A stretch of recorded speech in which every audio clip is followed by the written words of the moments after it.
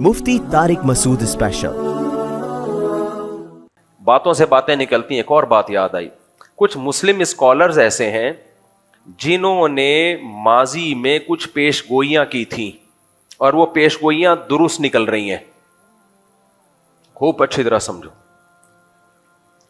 और वो पेशगोइयां उनका दावा ये था हमने कुरान और हदीस की रोशनी में की हैं। हदीस में आता है यूं होगा, हदीस में आता है यूं होगा। तो उन्होंने बहुत सारी पेशगोइयां की। ये इस पे क्लिप बनाना है लाजमी। तो बहुत सारी पेशगोइयां उन्होंने की कुरान और सुन्नत की रोशनी में, अलामात क़यामत की रोशनी में, ये होगा ये होगा। उनकी कुछ पेशगोइयां ठीक निकली। अब लोग क्या कर रहे हैं, बार बार देखो वो ये कहा करते थे, आज ये बात दुरुस्त साबित हो गई। वो ये कहा करते थे, आज ये बात दुरुस्त साबित हो गई। तो एक बात खूब अच्छी तरह समझ लें, कुरान और सुन्नत में क़यामत की अलामात के बारे में जितनी अलामतें बयान हुई हैं, उसके बारे में जो सही तहकीक के बाद जो बात उलमा ने की है वो ये है कि किसी पेशगोई का कोई स्पेसिफिक टाइम नबी करीम सल्लल्लाहु अलैहि वसल्लम ने नहीं बताया है। लिहाजा उन पेशगोइयों की बेस पे हमें कोई काम करने की या पॉलिसी बनाने की इजाजत नहीं है। पॉलिसी या प्लानिंग बनाई जाएगी ग्राउंड रियलिटी को देखकर, उन पेशगोइयों को देखकर नहीं बनाई जाएगी। उन पेशगोइयों का हम क्या करें, बस ईमान रखें। बस मैं एक मिसाल से बात समझाता हूं। हदीस में आता है कि हजरत ईसा अलैहिस्सलाम नाजिल होंगे कुर्बे क़यामत में। गामदी ने इसका इनकार किया। गामदी के फॉलोवर्स मेरा बड़ा मजाक उड़ा रहे हैं और कह रहे हैं मुफ्ती साहब के पास इल्म नहीं है। जब गामदी साहब का ये क्लिप चला है ना, कुरान में बदतरीन तहरीफ की है गामदी साहब ने और कुरान से साबित करने की कोशिश की है कि हजरत ईसा की वफात हो गई है। हालांकि कुरान में भी है कि आसमानों पे उठाया गया और हदीसों में तो बहुत वाज़े है। बुखारी और मुस्लिम की मुत्तफ़क़ुन अलैह सही हदीस है और बाकी हदीस की किताबों में भी है। लयूशिकन्ना अन यंज़िल फ़ीकुम इब्नु मरियम हकमन व अदला, मरियम के बेटे तुम पर जरूर भी जरूर आसमान से नाजिल होंगे, हकम बन के, हाकिम बन के, आदिल बन के। फयक्सिरु सलीब, सलीब को खत्म कर देंगे जो निशान है सलीब का। वयक़तुलुल खिंजीर, और दुनिया से खिंजीर का खात्मा कर देंगे।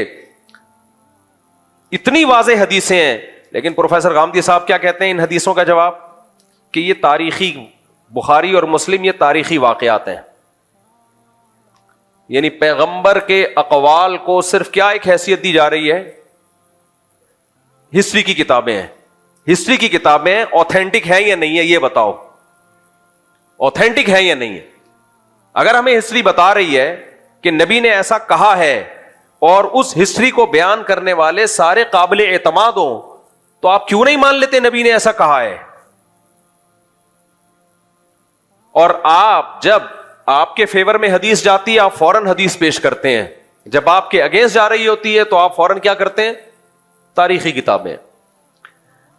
तो हजरत ईसा इब्ने मरियम कुर्बे क़यामत में नाजिल होंगे। इसी हदीस की बेस पे सहाबा का भी अकीदा, ताबीईन का भी अकीदा, फिर इमाम तहावी हनफी रहमहुल्लाह ताला बहुत बड़े मुहद्दिस, उन्होंने अकीदे की एक किताब लिखी अल अकीदतु तहाविया।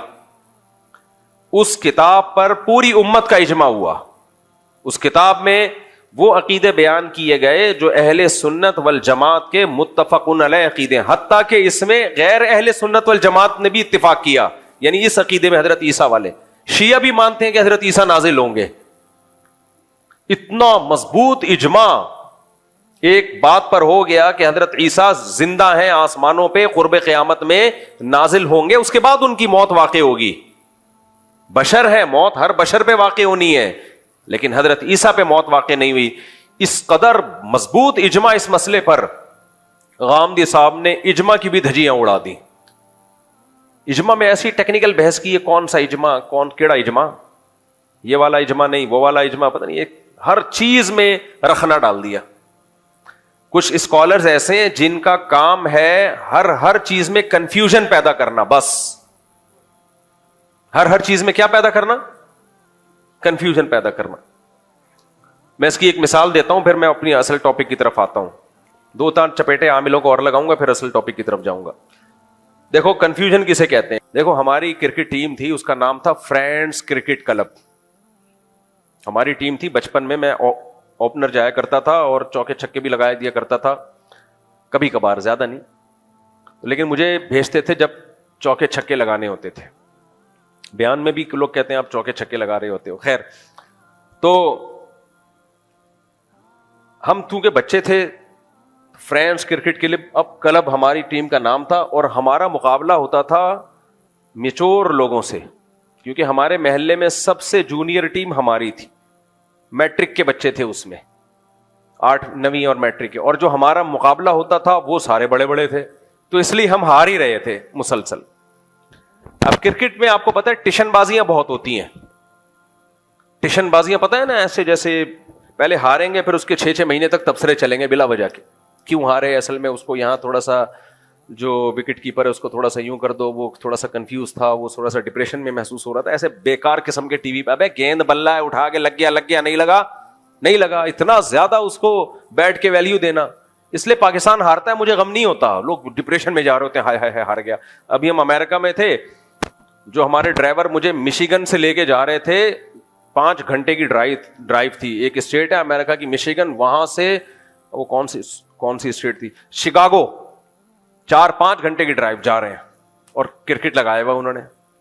وہ پاکستان آخری بال ہے, آخری اوور چل رہا ہے, ہار رہا ہے, بہت ٹینشن. میں نے کہا بھائی تو گاڑی نہ ٹھوک دینا کہیں یار. میں نے کہا ہمیں تو پہلے سے پتا تھا ہار رہا ہے. کہہ رہے ہیں آپ کو کیسے پتا؟ میں نے کہا پتا ہے, سب کو پتا ہے کہ کیا ہوگا, اس میں کون سی ٹینشن کی بات ہے. کہہ رہے نہیں آخری اوور ہے, جیتنے کا پورا چانس ہے. تو میں نے کہا بھائی پہلے سے فرض کر لو ہار جائے گا, لہذا ٹینشن نہیں ہوگی, کیوں فرض کر کے بیٹھے ہو کہ جیت جائے گا. اب وہ پٹھان تھے ہمارے دوست, ڈرائیونگ کر رہے, پشاور سوات کے تھے, یوں جا رہے کہہ رہے اسٹریس ہو رہی ہے مجھے مفتی صاحب. وہ باہر گیا, پھر نا پتہ نہیں آؤٹ ہو گیا کیا ہو گیا, ایسے یوں نا, ہاں مفتی صاحب ہار گیا پاکستان. میں نے کہا یار مجھے شکاگو پہنچا دے, میری وہاں سے فلائٹ ہے. میں نے کہا دیکھو جنگ میں ہارا ہے یا جیتا ہے؟ کہہ رہے جنگ میں جیتا ہے. بس جو جنگ میں جیتتے ہیں وہ کھیل کے میدانوں میں ہار جائیں. کوئی دیکھو مودی, میں جب بھی انڈیا کے خلاف بات کرتا ہوں, انڈیا مراد نہیں ہوتا, مودی سرکار. انڈیا تو ہمارا پڑوسی ملک ہے, وہاں اردو بولنے والے ہیں, ہندی اردو ایک ہی زبان ہے, بہت سی چیزوں میں کلچر سیم ہے. 2010-11 تک وہاں کی جو گورنمنٹ تھی وہ پاکستان سے دوستی کی قائل تھی. دونوں ملکوں کے ویزے مل رہے تھے, دونوں ملک اکنامکلی ترقی کر رہے تھے, سمجھوتا ایکسپریس چلائی جا رہی تھی. یہ تو مودی نے آگے بیڑا گرک کیا ہوا ہے. تو ہندوستان کے عوام کو اگر ہندوستان کو بچانا ہے تو مودی کو ہٹاؤ, کسی انسان کے بچے کو لے کر آؤ, اس صحیح آدمی کو لے کر آؤ. تو میں نے ان سے کہا, میں نے کہا دیکھو انڈین فلموں میں انڈیا بہت اچھی فائٹ کرتا ہے, اللہ معاف فرمائے, کچھ فلمیں میں نے بھی بچپن میں دیکھی, اللہ معاف فرمائے, توبہ کر لی ہے. تو ہم پاکستانی فلم جب دیکھتے تھے تو اس میں جو مکہ لگاتا تھا نا ہیرو, ہمیں نظر آ رہا ہوتا 6 فٹ دور سے جا رہا ہے وہ مکہ, بھیشن کی آواز ایسے آ رہی جیسے ایٹمی دھماکہ کیا ہے, اور ہیرو نے جس کو مکہ مارا ہے نہیں, یہاں سے گھمایا ہے, اور وہ حبیب بینک کی بلڈنگ سے اڑتا ہوا جا کے کراس کر کے گر رہا ہے. یہ فلموں کا حال تھا ہماری. تو یہ فلموں کی فائٹ ہے, سمجھ رہے ہو. انڈین فلموں کی فائٹ ایسی نہیں ہے. انڈین فلموں میں ایسا لگتا ہے کہ لگ گیا ہے ناک پہ, اور وہ ڈھن کی آواز نہیں آئے گی, تھوڑی سی انہوں نے اتنی رکھی ہوئی جتنی ناک پہ لگنے سے آنی چاہیے. تو میں نے کہا بھائی فلمی دنیا کے وہ ہیرو ہیں, اس میں 2 رائے نہیں ہو سکتی. ریئل لائف میں اس طرح لڑیں. ریئل لائف میں جب ہمارا فوجی مودی کے کسی بندے کو مکہ مارے گا تو ناک پھوڑ دے گا, اور وہی دھماکے کی آواز آئے گی جو فلموں میں آیا کرتی تھی, سچی مچی میں آئے گی وہ. تو ہارنے دو, کرکٹ کے میچوں میں کچھ نہیں ہوتا میرے بھائی. قوموں کی تقدیریں کرکٹ کے میچوں سے نہیں بنتی, میدان جنگ میں بنتی ہیں. ہمارے فوجی کے پاس جذبہ ہے کہ ہم اللہ کے لیے لڑ رہے ہیں, ملک مسلمانوں کا ہے, لڑ کس کے لیے رہے ہیں؟ اللہ کے لیے لڑ رہے ہیں. ان کے پاس کیا جذبہ ہے؟ آپ میڈیا پہ دیکھ لو, ہمارے فوجی کی لاش جب گھر میں آتی ہے تو اس کی ماں کا بیان سنا کرو, کہتی مجھے فخر ہے میرے بیٹے نے اللہ کے لیے جان دی ہے. ان کے فوجی کی لاش جب گھر میں جاتی ہے ان کی ماؤں کا چیخنا سنا کرو, وہ کہتے ہیں مودی نے مروا دیا. تو اس لیے وہ دوبارہ میں ان بھائی سے جو ان کا نام بھی مجھے یاد ہے یار, شاہد نام تھا, شاید شاہد یا عزیز نام تھا, وہ نہیں جو ولاگ میں بھی مچھلی بنا رہے تھے, ابے جو ولاگ میں نے مچھلی پکڑی تھی پھر وہ پکا رہے تھے, عزیز نام تھا, جو بھی تھا بہرحال. تو میں نے ان سے کہا, میں نے کہا بھائی چھوڑ دو کیا ہے مسئلہ ہے, لیکن خیر ایسے جذباتی ہو رہے ہوتے ہیں میچ دیکھ دیکھ کے, ڈپریشن میں جا رہے ہوتے ہیں پاگل. کم چیزیں پہلے ڈپریشن کے لیے, جیت گیا ہے تو ٹھیک ہے خوشی منا لو, چلو جیت گیا, ہار گیا تو بولو کوئی ایسی بات. یار واقعات یاد آتے ہیں نا. ٹینشن دور کرنے کے نا کچھ ٹیکنیکل طریقے ہیں, وہ ٹیکنیکل طریقے اختیار کیا کرو. میں اکثر بتاتا ہوں نا, ایک صاحب مجھے کہنے لگے میں نے ایک بندے کا قرضہ دینا ہے, بہت ٹینشن میں ہوں. میں نے کہا ٹینشن تو پارسل کر دے. آپ کے کندھے پہ بہت بوجھ ہو, 10 کلو کی بوری رکھی ہوئی ہو, آپ ٹینشن میں ہو, بوری کسی اور کے سر پہ رکھ دو گے تو آپ کی ٹینشن کیا ہو جائے گی, ختم. کہہ رہے میں بہت ٹینشن میں ہوں, میرے اوپر اتنا قرضہ اتنا قرضہ اتنا. اصل وہ مجھ سے پیسے مانگنے آئے ہوئے تھے, پہلے ادھر ادھر سے قرضے لے کے نا کاروبار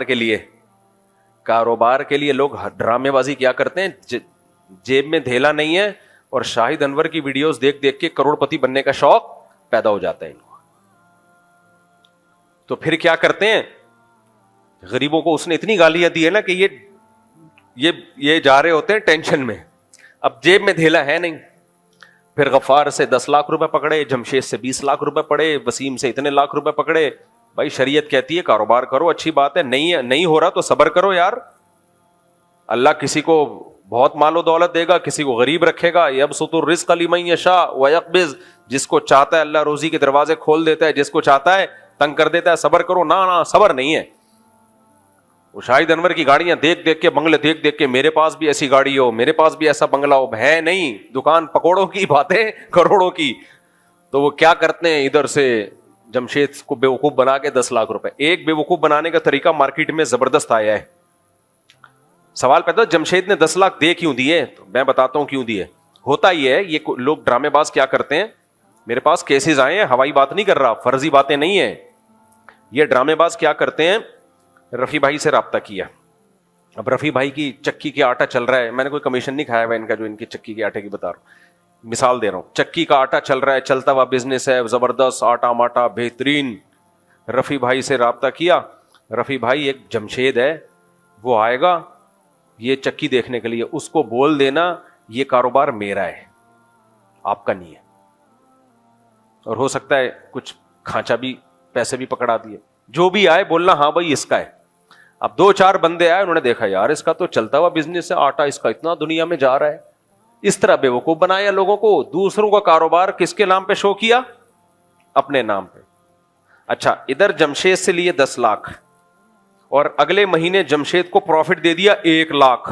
جمشید کی تو سبحان اللہ یار, 10 لاکھ پہ ہر مہینے کیا مل رہا ہے, 1 لاکھ. 10 مہینوں میں تو یہ فوراً ریکوری, یہ سچی مچی میں ہو رہا ہے فراڈ.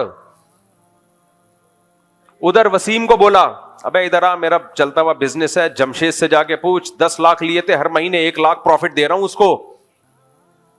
وسیم نے کچھ کہے بغیر ہی 20 لاکھ پکڑا دیے کہ اس کو 1 لاکھ دے رہا ہے تو میرے کتنے ہوں گے, 2 لاکھ.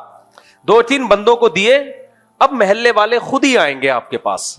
اب آپ نے تھوڑے سے نخرے دکھانے ہیں. کیا دکھانے, نخرے.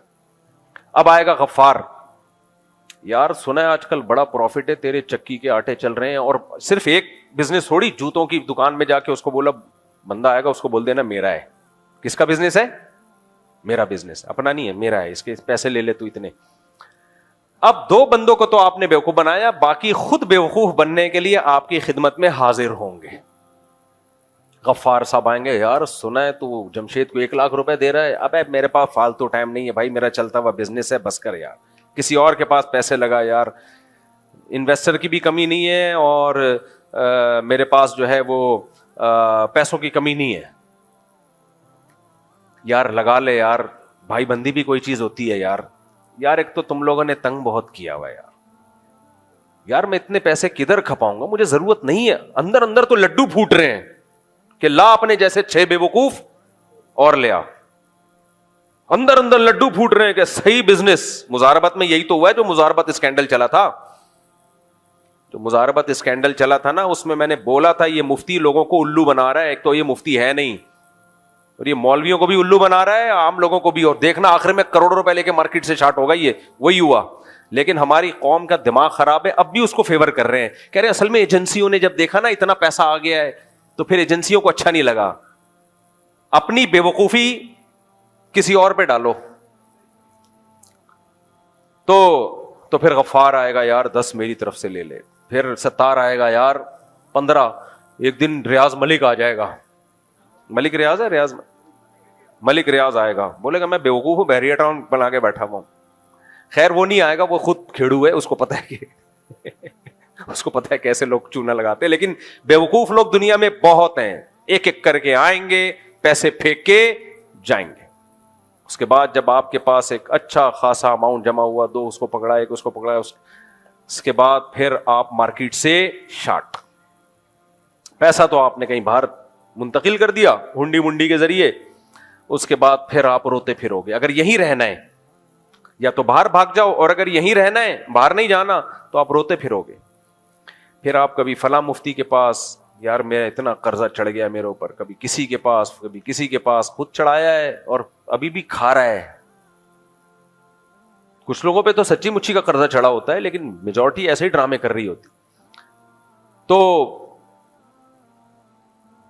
جو اس طرح قرضہ کھا کے آتے ہیں نا میرے پاس, کچھ اس میں صحیح بھی ہوتے ہیں لیکن ہوس کے مریض ہوتے ہیں. ڈرامے نہیں کیے ہوتے لیکن ہوس کا مطلب کیا ہے, کچھ بھی نہیں ہے, ادھر سے پیسے ادھر سے پیسے ادھر سے پیسے پکڑ کے بزنس میں لگا دیا اور لاس کر دیا. پھر وہ آتے ہیں بھائی اتنا میں نے کاروبار میں پیسہ لگا دیا, میرا نقصان ہو گیا, مفتی صاحب کچھ تھوڑا سا تعاون ہو جائے گا. تو میں کہتا ہوں تیرا فائدہ ہوتا تو میرے ساتھ تعاون کرتا, تو کیا خیال ہے؟ پھر کہتا میرا دماغ ہے بھائی, پیسہ لے کے لگایا, نوٹ چھاپے, حماقت کی سزا مجھے دینے آ رہا ہے. جب تجھے کچھ تجربہ ہے نہیں, لوگوں کا پیسہ ٹھوک دیا تو نے, اس حماقت کی سزا کی تلافی حماقتیں تو کرے, تلافی کون کرے؟ زکوٰۃ صدقے کے پیسوں سے, وہ لوگوں کی امانتوں سے یا اپنے پیسوں سے. میں نے کہا بھائی لوگ ہمیں اس لیے امانتیں نہیں دیتے کہ تم جیسے بے وقوفوں کے ساتھ ہم کیا کریں, تعاون. میرا اعلان یاد رکھو, کسی نے بھی کاروبار کے نام پہ قرضہ لے کے ڈبویا ہے, نہ میری فاؤنڈیشن اس کے ساتھ مدد کرے گی, نہ میں کوئی زکوٰۃ صدقے کے نام پہ لوگوں کی امانت اس کو دوں گا. بھوک سے مر رہا ہو مر جائے, ہاں بالکل مرنے لگے گا تو 2 نوالے ڈال دوں گا, زندہ رہ جائے بس. وہ تو اپنے خرچے پہ بھی کر لیتا ہے, تو مرنے لگے تو بتا دینا. بھائی ہوس ہے, نوٹ چھاپنے کا شوق ہوتا ہے, کروڑوں روپے کے قرضے میں ڈوب جاتے ہیں, پھر بھیک مانگتے پھرتے ہیں. اور یہ ایک ذہن میں رکھو, ایسے لوگ بھیک لے کے بھی اس کو بھی کاروبار میں لگاتے ہیں, وہ بھی گھر پہ نہیں خرچ کریں گے. دیکھو ہمارے تجربوں سے فائدہ اٹھا لو. ہم نے اسی ملک میں انہی لوگوں میں زندگی گزاری ہے. پیسوں کے نام پہ کسی کے 2 آنسو دیکھ کے مت پھسل جایا کرو, بہت فراڈ ہوتا ہے. تمہاری جیب میں جب پیسے نہیں ہیں تو تم دوسروں سے قرضہ لے کے کیوں کاروبار کر رہے ہو؟ یا تو تمہارے باپ دادا کو کوئی صدیوں سے بزنس چلا آ رہا ہو نا, پھر ایک الگ بات ہے. نارمل آدمی کچھ بھی نہیں ہے, قرضے لے کے لوگوں کے پیسے ڈبو رہا ہے بیٹھ کے. روکھی سوکھی کھاؤ, 2 ٹائم کی سوکھی روٹی چائے میں ڈبو کے کھایا کرو, خوش ہوا کرو. لوگ کہتے ہیں کہنا آسان ہے, عمل مشکل ہے. مشکل عمل ہے 3 دن تک, چوتھے دن عادت پڑ جائے گی. روزہ رکھنا 3 دن مشکل ہوتا ہے, چوتھے دن یوز ہو جاتا ہے آدمی. سمجھ رہے ہو؟ روزے میں تو بھوکا پیاسا رہتا ہے, یا تو پھر بھی کوئی آپ کو کچھ نہ کچھ مل رہا ہے. تو انسان کو اللہ نے باڈی میں بڑی لچک رکھی ہے, جس چیز کا عادی بنائے بن جاتا ہے عادی. تو اس لیے غربت کا بھی عادی بنے گا, 3 دن 4 دن 1 مہینہ, اس کے بعد عادی ہو جائے گا. ایک آدمی گیا نا, غریب آدمی, نجومی کے پاس, کہا یار میرے ہاتھوں کی لکیریں دیکھ کے بتاؤ کیا ہونے والا ہے. اس نے کہا کہ تو 10 سال تک مزید غریب رہے گا. یہ خوش ہو گیا, کہہ رہے اس کے بعد, کہہ رہے پھر تجھے غربت کی عادت پڑ جائے گی, پھر تجھے غریب رہنے کی یعنی ٹینشن ختم ہو جائے گی تیری. تو خیر